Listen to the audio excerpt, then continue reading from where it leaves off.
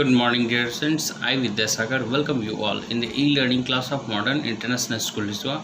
Today I am going to start subject Geography of Standard 6, and this is fourth video lecture on the topic Major Domains of the Earth, Chapter 5. Dear students, as we have discussed about the continents as well as the oceans, now we are going to discuss about the atmosphere.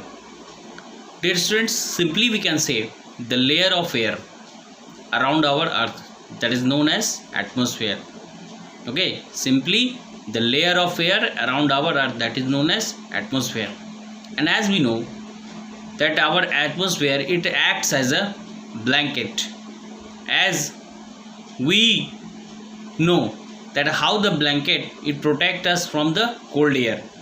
Thus the atmosphere is like a layer on our earth which protect us from the ultraviolet rays and the such rays which comes out from the sun.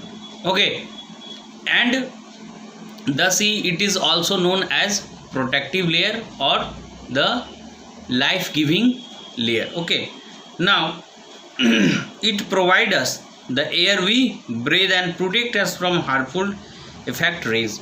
As we know that our atmosphere, it extended up to 1600 kilometers, and basically it is divided into 5 layers: troposphere, stratosphere, mesosphere, thermosphere and exosphere. Okay, basically according to the heights, okay, these all layers has been divided. Like if we will talk about the troposphere, then up to 13 kilometer, that is troposphere, then up to 50 kilometer, that is stratosphere, and that up to above 80 kilometer mesosphere, and so on 400 kilometer, that is thermosphere, and 400 to above 1600 kilometer, that is exosphere. So here the atmosphere, that is mainly composed of nitrogen and oxygen. As we know that oxygen is our life-giving gas. Wherever the nitrogen, it acts like the gas which help in growth of living organism. Nitrogen, that is of 78% and oxygen, that is of 21%. Other gases, it means both made up of 99 and other gases are of only 1%. Okay, like carbon dioxide, though present in minutes amount, it also absorb the heat radiated out the earth, thereby keeping the planet warm. It is also essential for growth of plant. It means the carbon dioxide, it acts like the covered the earth and it not let to go outside the airs. Thus it also used to prevent the air inside and keep the our earth surrounding very warm. Okay, the density of atmosphere varies with their heights. Okay, as according to maximum up to the sea level and decrease rapidly as we go up. As you know that climbers, any of the climbers who used to climb, then he used to feel the difficulties in breathing as he used to go upward. It happens because there is decrease in the density of air as we will go upward. So he used to keep a oxygen cylinder so that he will be able to breathe in the higher altitude. Altitude, it means you can say the height. Okay, so the temperature exerts pressure on the earth.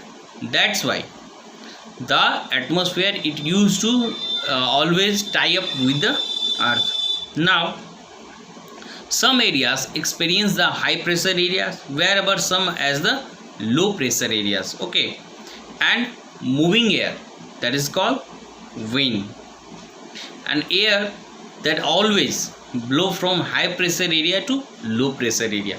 These are very important point. Okay, now next is the biosphere. Biosphere is simply the place where the land, water and the air, they all meet up that point, that is the biosphere. And simply the biosphere, it means the place where the living organism are survives, from the microorganisms to the large animals. These all are under the biosphere. If we talk about the human being, they are living on the land. If we talk about the amphibians, okay, then they live on land and water. If we talk about other animals, okay, then they are living on the different part. So all these places when combined they makes the biosphere. As in the other sense, you can also say that it is a narrow zone between the land, water and air. It is the zone that gives unique to this planet exist. There are several species, okay, from microbes to the bacteria and huge animals. As the biosphere may be broadly divided into the animal kingdom and plant kingdom. Okay. Now the three different domains of the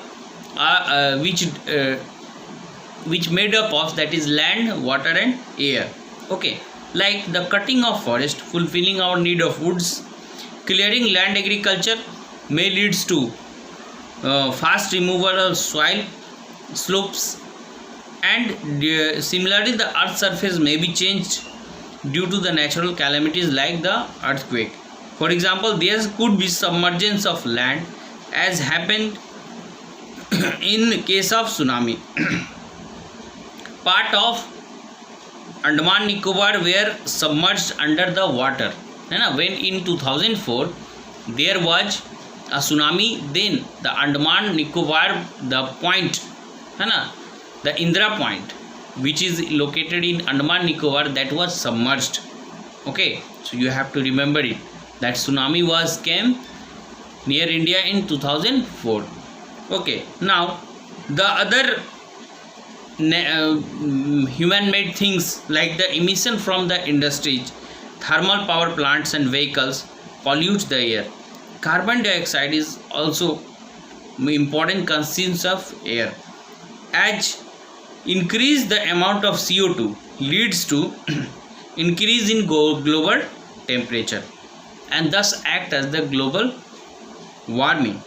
So we need to limit the use of resources and to maintain the balance between the nature and the domains of lithosphere, atmosphere and hydrosphere, so that we could survive our earth as well as ourselves also, and give a safe future to our next generation.